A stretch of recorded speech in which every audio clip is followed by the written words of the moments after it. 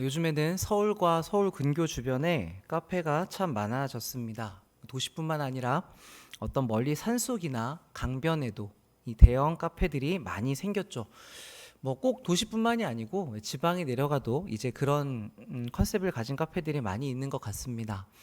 저도 월요일 날 이제 쉴 때 종종 이제 카페에 가서 커피 한잔 하고 또 책도 보고 이렇게 시간을 보내는데 여러분들도 이제 그런 곳에 가시잖아요. 월요일인데도 참 사람이 생각보다 많이 있더라고요. 근데 우리가 만약 그런 좋은 카페에서 멋진 자연을 바라보면서 이렇게 좋다 커피 한 잔의 여유를 보내고 있는데 어떤 사람이 와서 다짜고짜 여기 자기 자리니까 비켜달라고 한다면 여러분 그때 어떤 생각이 드시겠습니까? 종종 우리는 이렇게 좀 당황스러운 일을 겪을 때가 있죠. 그럼 우선은 이게 지금 나한테 하는 얘기인가? 이 사람이 나한테 제대로 한 말인가? 라고 이제 생각을 하실 겁니다. 그런데도 그 사람이 계속 그걸 주장한다면 그때부터 이제 불편해지다가 불쾌해지는 마음이 생기죠. 그럼 보통 거기서 이렇게 순순히 비켜 주시나요? 대부분은 우리가 이제 여기 내 자리다. 당신이 맡아놨냐? 이렇게 한마디씩 하죠. 어, 모든 사람들이 거기서 그냥 비켜주는 사람은 거의 없습니다. 왜냐하면 나에게도 그 자리를 이용할 타당한 권리가 있기 때문입니다. 그래서 혹시 어떤 그 사람과의 다툼이 일어난다고 하더라도 다른 사람들도 내 편을 들어줄 것이고 나에게 잘못했다고 말할 사람이 없기 때문에 우린 그걸 알기 때문에 잘 물러서지 않죠. 자, 이런 상황에서 볼 수 있는 이것을 우리가 권리라고 이야기를 합니다. 사전적 정의를 보면 어떤 이익을 주장하거나 누릴 수 있는 권한이라고 합니다. 그래서 사람들은 누구나 이 권리에 예민하게 반응하고 그 권리를 침해받는 것을 매우 싫어합니다. 그만큼 자기가 누릴 수 있는 것이 줄어들기 때문에 내가 손해를 보기 때문에 그런 것이죠. 자, 그래서 어떤 권리를 주장할 수 있는 상황에도 그걸 하지 않는 사람을 보면 우리는 그 사람을 바보 같다고 이야기를 하죠.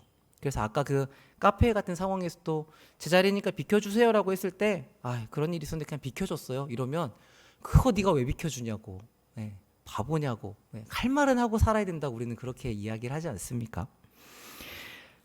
주어진 권리를 사용하지 않아서 손해보는 것을 우리는 잘 이해하지 못합니다. 오늘 본문에 등장하는 그 신앙적인 사람들, 믿음이 강한 사람들도 비슷한 생각을 했던 것 같습니다.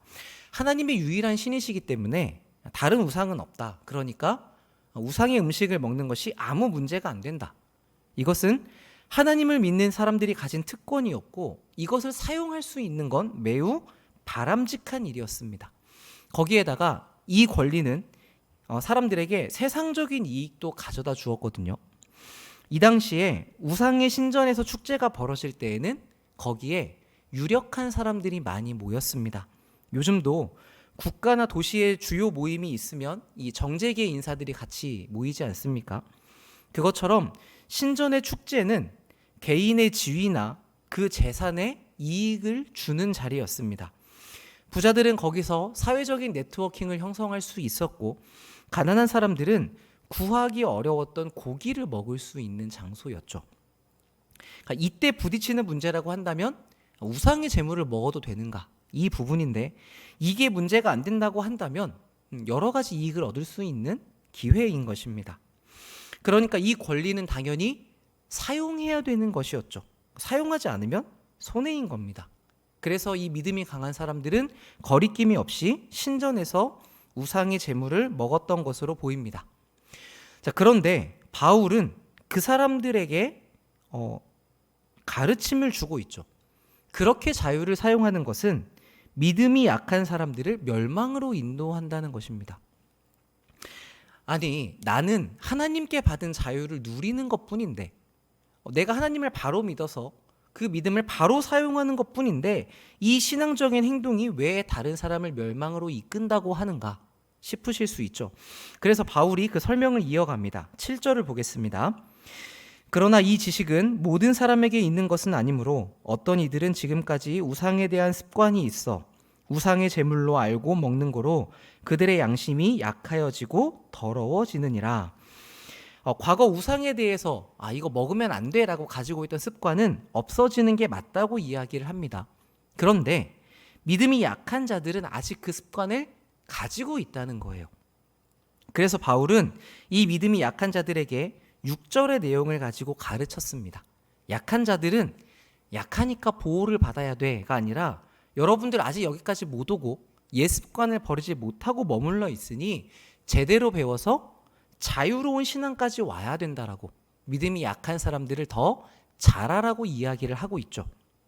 자, 그런데 이제 7절부터는 이제 신앙이 좀 자라서 그 내용을 알고 있는 믿음이 강한 사람들에게 이야기합니다. 자신의 자유를 쓰는 사람들에게 이 사람들이 우상의 재물을 먹는 모습들을 주변에서 봤을 때 이들은 뭔가 법이나 규칙을 무시하는 사람처럼 보였을 수도 있겠죠. 그때까지는 많은 사람들이 우상의 재물을 먹지 않았으니까요. 그런데 자유를 깨달을 정도로 내가 신앙적인 자유를 행동으로 옮길 정도로 은혜를 받은 사람이라면 자기의 행동이 하나님을 사랑하는 일인지 교회에 덕을 세우는 것인지를 살피면서 공동체의 구성원으로 책임감을 가지고 행동을 해야 된다고 이야기를 합니다. 그러니까 이게 언제나 더 잘한 사람들에게 더 신경 쓰라고 요구를 하게 되는 거죠. 여러분들 집에서 아이들을 기를 때에도 동생이랑 형이 싸우면 항상 누구를 더 야단치십니까? 똑같이 하시나요? 전 어렸을 때 동생이 저한테 잘못해서 싸웠는데 어머니는 항상 저한테 더 뭐라고 하셨어요. 동생한테는 잘못한 것, 너가 오빠한테 그러면 안 되지 라고 이야기를 하시면서 전 잘못한 게 없는데 저한테는 뭐라고 얘기하시냐면 넌 오빠가 돼가지고 그러면 안 되지. 이게 다였습니다. 그러니까 우리는 더 잘하고 더 성숙한 사람에게 더 많이 해줄 것을 요구하게 되는 것이죠. 그래서 바울도 이 믿음이 강한 사람들이 어떻게 행동해야 되는지 구체적으로 이야기를 해줍니다. 8절입니다.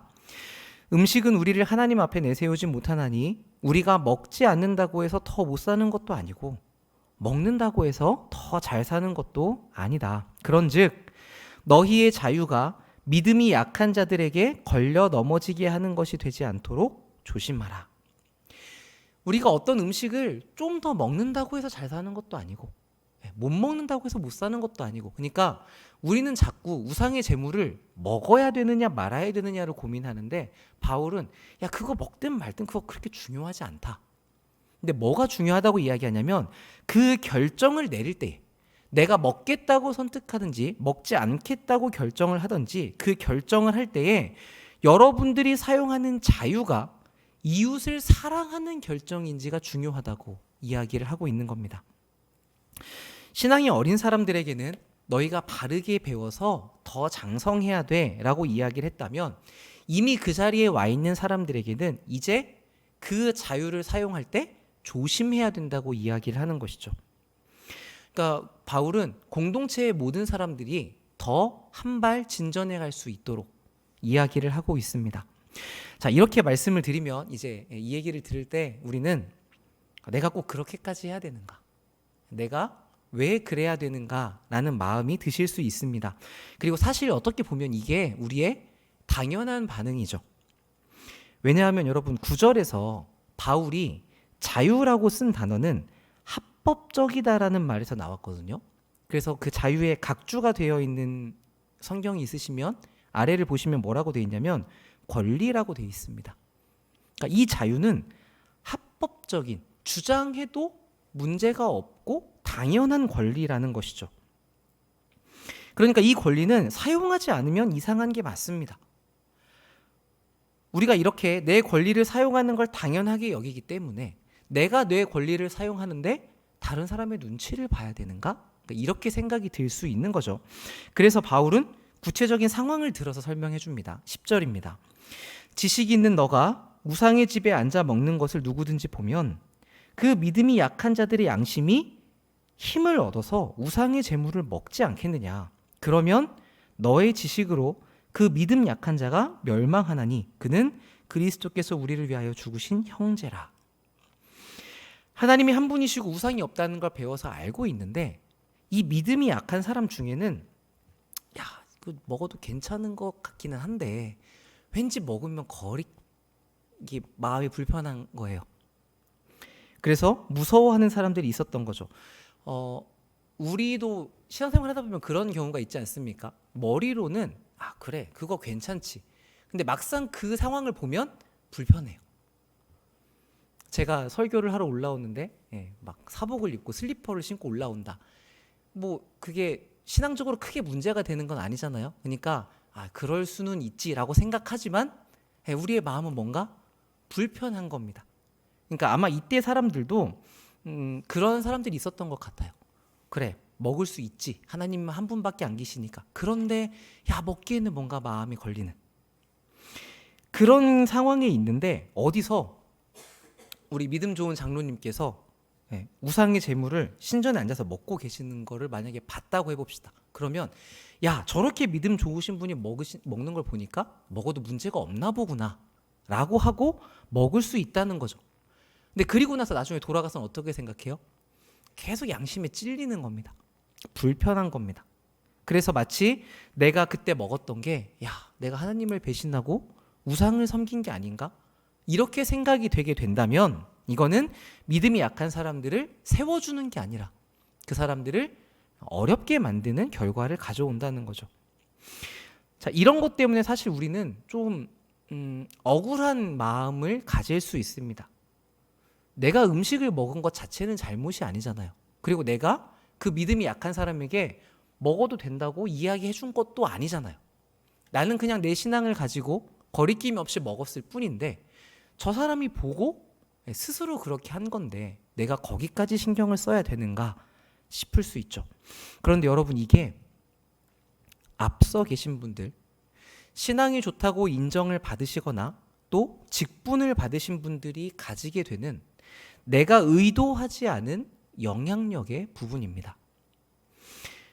우리 집에서 아이들을 키울 때도 자주 경험하시죠. 우리가 아이들에게 이렇게 행동해야 된다, 저렇게 해야 된다라고 이야기를 하지만 결국 아이들은 뭘 보고 배워요?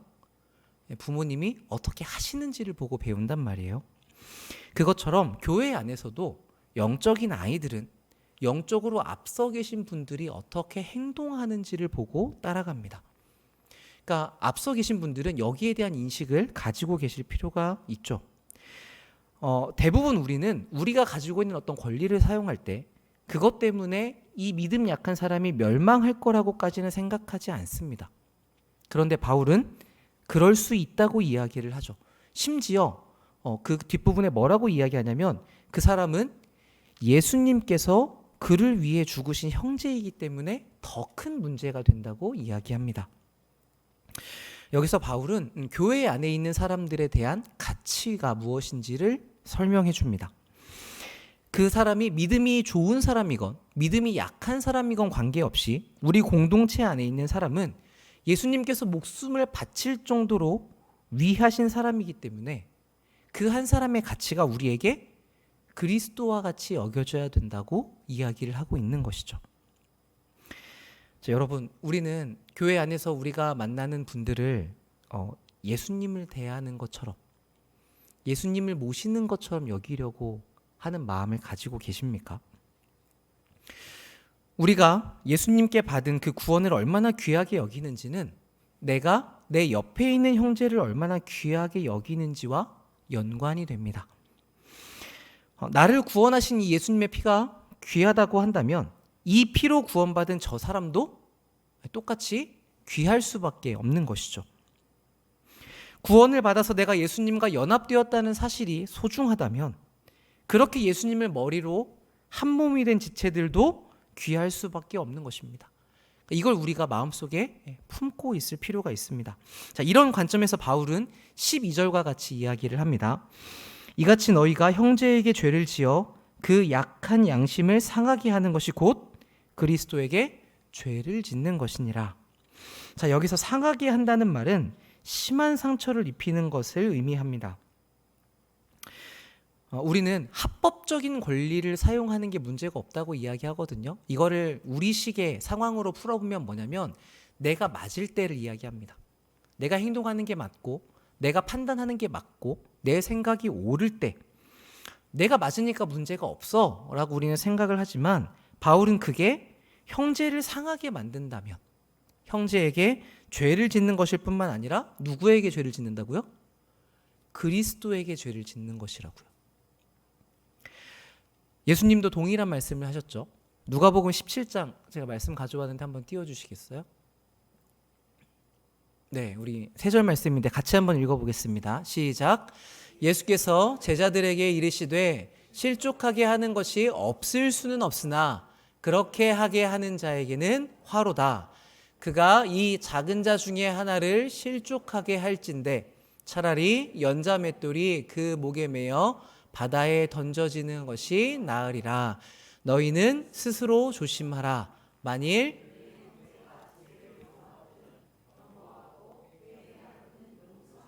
아멘. 자, 예수님이 누구에 대해서 얘기하신 거예요? 이 작은 자 중에 하나. 그렇죠? 약한 자를 실족하는 것에 대해서 예수님은 이렇게 사실 무섭게 경고하셨습니다. 근데 우리는 이 말씀을 자주 잊고 지내죠. 만약에 너네 이렇게 하지 않으면 경고야, 뭐 벌금이 있어, 이렇게라도 하셨다면 우리가 살면서 신경을 쓸 텐데 그런 것이 없기 때문에 우리는 이 말씀을 사실상 가볍게 여깁니다. 양과 염소의 비유에서도 비슷한 말씀을 하시죠. 가장 작은 자에게 한 것이 곧 나에게 한 것이다. 그러니까 우리는 이 말씀을 그냥 지나쳐서는 안 됩니다. 우리를 향한 하나님의 요구로 무겁게 마음에 담아두어야 하는 것이죠. 그렇다고 하더라도 이게 내 자유를 사용한 일을 죄라고까지 하는 것은 너무하지 않는가 싶으실 수 있죠. 여기서 죄에 대한 우리의 생각이 더 깊어지면 좋겠습니다. 이제는 뭐 거짓말이나 도둑질 같은 어떤 행동을 죄로 여기는 그런 영역을 넘어서서 우리가 이 죄에 대해서 이해할 필요가 있습니다. 그래서 저희가 소유리 문답을 나눌 때에 죄에 대해서 한번 정리를 했었죠. 죄란 무엇이라고 했었습니까? 하나님의 명령을 위반하거나 조금이라도 부족한 것을 말합니다. 그러니까 쉽게 얘기하면 하나님께 영광 돌리지 않는 것, 오늘 낮에 목사님께서도 말씀하신 것처럼 믿음으로 하지 않는 모든 것은 죄라고 이야기할 수 있죠. 자, 그런데 우리 예수님이 우리에게 주신 명령이 무엇이었습니까? 새 계명을 주노니 너희는 서로 사랑해라. 내가 너희에게 한 것 같이 해라. 다른 것이 아니라 우리에게 이 한 가지를 명령하셨거든요. 그렇다면 사랑으로 행하지 않는 모든 것은 다 죄인 것이 맞습니다. 내가 한 행동이 다른 사람에게 피해를 주었든 피해를 주지 않았든 또 때로는 내가 저 사람에게 뭔가 좋은 결과물을 주었다 할지라도 이게 사랑에서 비롯되지 않았다면 뭐라고요? 죄라고요. 근데 우린 이걸 좀 나누어서 보려는 경향이 있죠. 내가 하려는 건 옳은 일인데 내가 지금 진리의 편에 서 있는데 내가 그걸 행동으로 옮길 때 사랑이 좀 부족했어. 우린 이걸 좀 나누려고 하는데 그렇지가 않습니다. 그 어떤 행동이라도 그 어떤 마음이라도 사랑이 없다면 그것은 옳지 않은 것이 됩니다. 심지어 우리 옆에 계신 분들은 바울이 이야기하는 것처럼 어떤 분들이에요? 주님이 대신 죽으신 사람들이죠. 그래서 우리가 예수님을 머리로 한 몸으로 연결되어 있기 때문에 내가 내 옆 사람을 상하게 만드는 것은 곧 무엇입니까? 주님의 몸에게 상처를 입히는 게 되는 것입니다. 여러분이 여러분의 옆 사람에게 죄를 짓는 것은 곧 예수님께 죄를 짓는 심각한 일이 되는 것이죠. 이걸 가장 뼈저리게 경험한 사람이 바울 자신이었습니다. 그는 자기가 가지고 있는 모든 지식을 사용해서 자기의 오름으로 그리스도인들을 핍박하고 다녔죠. 죽이고 다녔죠. 그러다가 다메섹 길 위에서 예수님을 만났는데 이렇게 말씀하십니다. 사울아 사울아 네가 왜 나를 박해하느냐? 누구시길래 그러십니까? 나는 너가 핍박하는 예수다. 바울은 예수님을 만난 적이 없었는데 예수님은 자기의 몸된 교회, 즉 성도들에 대한 공격을 자기에 대한 공격으로 이야기를 하십니다. 그러니까 이때 바울이 얼마나 큰 충격을 받았겠어요. 3일 동안 물도 마시지 못할 정도로 큰 충격을 받았다고 합니다.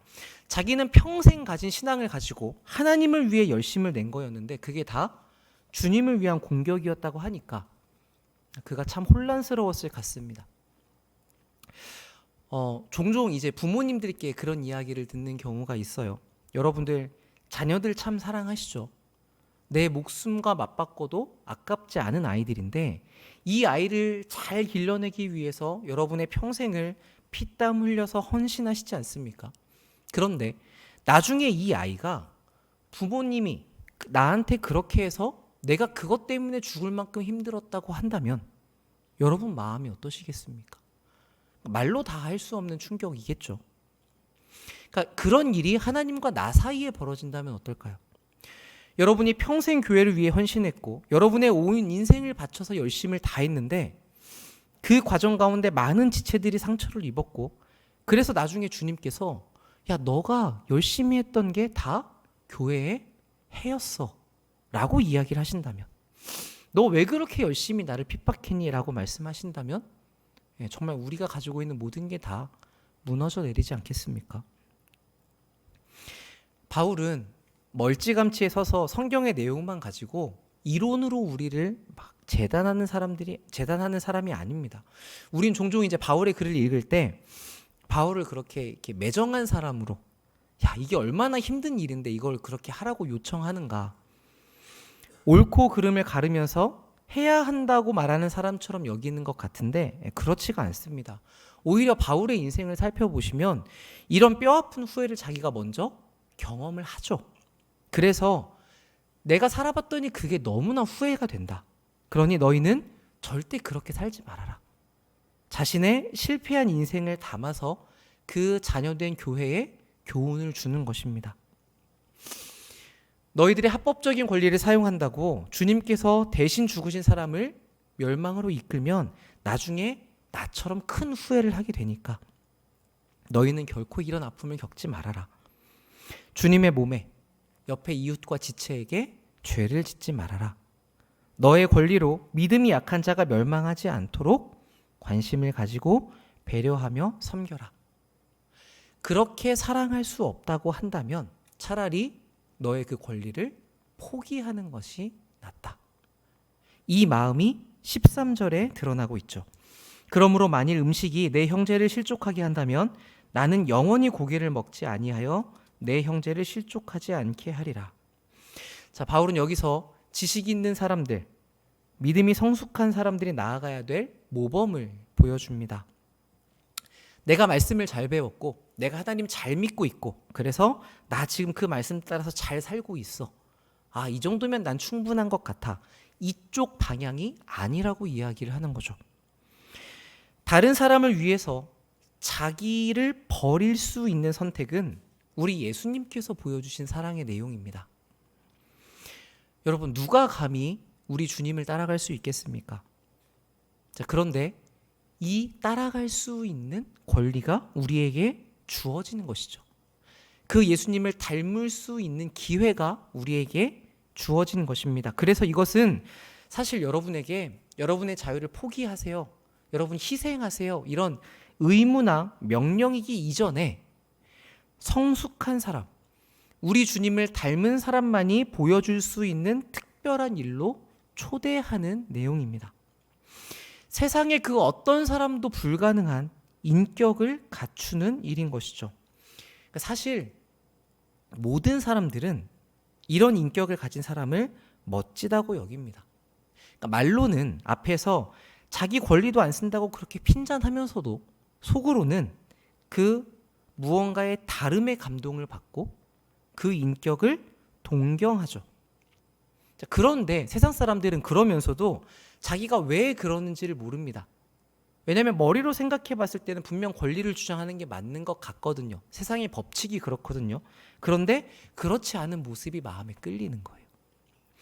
우리는 왜 그러는지 그 이유를 알죠. 이거는 예수님을 알 수 없으면 도달할 수 없는 특권이기 때문에 그렇습니다. 주님은 우리에게 이 복된 길을 요구하십니다. 교회 안에는 언제나 지식이 있는 자와 믿음이 약한 자의 대립이 있습니다. 각자 우리가 성숙하는 분야가 다르고 또 시기와 속도가 다르기 때문에 그 갈등이 없을 수가 없죠. 크게 보면 하나님은 한 분이시다. 이런 우리가 믿는 내용에 대해서는 대립이 없겠지만 삶의 방식들, 술과 담배의 문제, 주일 성수나 헌금의 문제, 투표나 어떤 선출에 대한 문제에는 대립이 있기 마련입니다. 자, 이 순간에 지식이 먼저 나서게 되면 우열의 구도가 됩니다. 내가 신앙적으로 더 성숙해서 내가 가지고 있는 의견이 맞다고 하더라도 그렇게 대립을 하게 되면 신기하게 이런 구도에서는 한결같이 서로가 상대를 무시하기 시작합니다. 그러면서 자기가 맞다고 이기려고 들죠. 서로 높아지려고 하고 지려고 하는 사람이 없기 때문입니다. 자, 근데 여기서 사랑이 등장하게 되면 이 우열의 구도가 깨어지게 됩니다. 밟고 이겨야 되는데 먼저 그 발 아래 엎드리게 되면 이게 대립이 성립이 될 수가 없기 때문이죠. 없으면 좋겠지만 우리 교회에도 이런 크고 작은 여러 대립이 있을 텐데 여러분 언제 그게 무엇이든 부딪힌다라는 생각이 드신다면 그때 오늘 이 말씀을 한번 생각해 보시면 좋을 것 같습니다. 내 권리를 사용하는 것이 우리 지체에게 상처를 주는 것은 아닌가? 지금 내 행동이 만약 주님께 죄를 짓는 것이라고 한다면 여기서 나는 어떤 선택을 할 것인가? 정답을 여기서 결정할 수는 없는 문제입니다. 우리의 상황이 다 다르기 때문에. 그런데 이 원리를 따라서 여러분이 기도하고 고민해 보시면 좋을 것 같습니다. 자, 그렇게 생각하시면 뭔가 제대로 안 굴러갈 것 같은 느낌이 드시죠? 이게 맞는데 여기서 져주면 틀린 쪽으로 가는 건 아닌가? 그래서 우리가 자꾸 우리의 생각대로 진행하려고 합니다. 여러분 거기서 이 말씀을 따라 순종해 보십시오. 그때 우리는 이러면 안 될 것 같은데 말씀을 따라갔더니 거기에서 하나님이 어떻게 일하시는지를 보게 됩니다. 당장 그 눈앞의 일은 잘 안 될 수 있습니다. 그런데 하나님의 뜻대로 공동체가 서가는 게 무엇인지를 경험하게 되는 것이죠. 하나님이 우리에게 말씀으로 주신 약속들은 우리가 이렇게 순종하고 따라가야 경험할 수 있는 것들입니다. 우린 이렇게 내 자유를 가지고 하나님의 뜻에 나를 드리는 쪽으로 순종해 가면 좋겠습니다. 그러면 여러분이 가지고 계시는 그 합당한 권리가 죄에 쓰여지지 않고 사랑에 가까운 꽃을 피워내게 될 겁니다. 우리 주님께서 그러셨던 것처럼 말이죠. 여기 계신 모든 분들이 그 주님의 아름다우심에 더 가까이 다가가셨으면 좋겠고 그래서 그 아름다움을 우리 안에 담는 특권을 누리는 그 복된 선택을 단행하시기를 바랍니다. 제가 기도하겠습니다. 하나님 아버지 은혜를 감사합니다.